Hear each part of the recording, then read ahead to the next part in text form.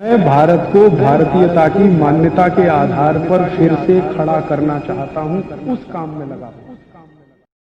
आयुर्वेद का यह उद्देश्य नहीं कि दवाओं के भरोसे रहकर उनका सेवन करके ही निरोग रहने का प्रयास किया जाए, बल्कि अपना दैनिक आहार विहार ठीक रखकर भी निरोगी रहा जा सकता है।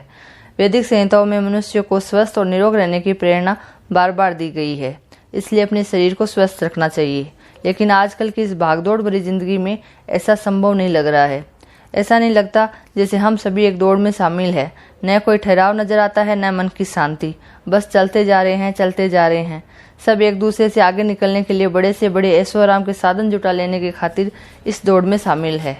कहाँ जाना है, क्या हासिल करना है, कहाँ खत्म होगी ये दौड़, शायद हम खुद भी नहीं जानते। और नतीजा, बड़ी से बड़ी बीमारियां हमारी झोली में आ रही है। होश तो तब आता है जब भौतिकता की अंधी दौड़ में हम अपने सेहत से हाथ गंवा बैठते हैं और डॉक्टर के चक्कर लगाना हमारी दिनचर्या का हिस्सा बन जाता है। लेकिन हम कभी नहीं सोचते कि कुछ बिगड़ जाने के बाद डॉक्टर के पास जाने के बजाय यदि पहले से ही हम अपने जीवन शैली में नियम संयम को शामिल कर लें तो ऐसी नौबत ही क्यों आए। क्यों हम अपने ही प्रति इतने लापरवाह और निर्मम होते जा रहे हैं। भारत का अतीत बहुत ही गौरवशाली रहा है। इतने ज्यादा प्राकृतिक संसाधन वाला देश गरीब नहीं हो सकता है, लेकिन विदेशियों की लूटमार के कारण भारत के लोग जरूर गरीब हैं। इसलिए भारत गरीबों का देश है। जब शरीर है तो बीमारी भी है, और बीमारी है तो इलाज करवाना ही पड़ेगा या करना पड़ेगा। आजकल जो प्रचलित चिकित्सा पद्धति है वो आयुर्वेद, यूनानी, होम्योपैथी और एलोपैथी है। लेकिन भारत में एलोपैथी का एक छत्र राज है, और एलोपैथी की दवाई या एलोपैथी के डॉक्टर की फीस इतनी महंगी है कि गरीब व्यक्ति के बिल्कुल भी बस की बात नहीं है। वो बीमारी से मर तो सकता है, लेकिन इतना महंगा इलाज नहीं करवा सकता। इतने महंगे इलाज में तो मध्यम वर्ग की भी कमर टूट जाती है। उसकी कमाई डॉक्टर की दवाइयों पे ही खर्च होती है। अब इतनी मुश्किल से इलाज भी करवा लिया जाए तो ठीक होने की कोई गारंटी नहीं है।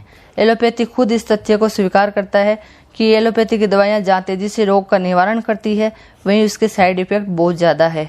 शरीर की रोग प्रतिरोधक शक्ति कमजोर करना, यौन शक्ति क्षीण करना, अवसाद उत्पन्न करना, गुर्दे, मस्तिष्क, लीवर, हार्ट सहित अनेक अंगों पर कुप्रभाव उन अंग्रेजी दवाइयों के साइड इफेक्ट हैं, जिनका उपयोग अन्य रोगों के निदान में किया जाता है। दूसरी ओर आजकल प्रत्येक व्यक्ति भ्रमित विज्ञापन के या बड़े बड़े डिग्रीधारियों के चक्कर में फंसा है। वो सोचता है कि जिसके पास जितनी ज़्यादा सुविधाएं, जैसे बड़ा हॉस्पिटल, स्टाफ, आधुनिक मशीनें या बड़ी बड़ी डिग्रियां हैं, वो बहुत अनुभवी चिकित्सक है। पर सामान्यतः ऐसा नहीं हो पाता। इतने बड़े बड़े नामी गिरामी चिकित्सक छोटी छोटी बीमारियों तक में हार जाते हैं, और जब मरीज की जान में पैसा चला जाता है तो कहते हैं कि हमने अपनी अंतिम कोशिश की, पर अब ये एक भगवान की इच्छा है। फिर परिवार वाले मायूस होकर मृतक को ले जाने के अतिरिक्त कुछ नहीं कर सकते हैं। ऐसी स्थिति में एक और कुआं है तो दूसरी तरफ खाई, यह कहावत सच में सामने दिखाई देती है। अब और कोई रास्ता दिखाई नहीं देता। अब हमें आयुर्वेद की तरफ लौटना ही पड़ेगा। आयुर्वेद जैसी प्राचीन पद्धति से लोकमानस का गहरा भावनात्मक संबंध है। आयुर्वेद की भाषा व औषधियाँ जनता की जानी मानी है। सीधे तौर पर कहें तो सामान्य जन को आयुर्वेद की भाषा में रोग निदान और उपचार बहुत आसान है। दूसरा, आयुर्वेद में औषधि के विधिवत सेवन से कोई साइड इफेक्ट नहीं है। आयुर्वेद से रोग निरीक्षण व निवारण बिना किसी सह प्रभाव के हो तथा अधिकाधिक लोग इससे लाभान्वित हो, इसी ध्येय को सामने रखते हुए मैं इस चैनल के जरिए वाक भट्ट जी और राजीव दीक्षित जी द्वारा बताए हुए आयुर्वेदिक नुस्खों और घरेलू उपायों को आप तक पहुंचा रही हूं। मुझे विश्वास है कि दर्शक जो है इसका भरपूर लाभ उठाएंगे और अपने परिवार का स्वास्थ्य और पैसा बचा पाएंगे।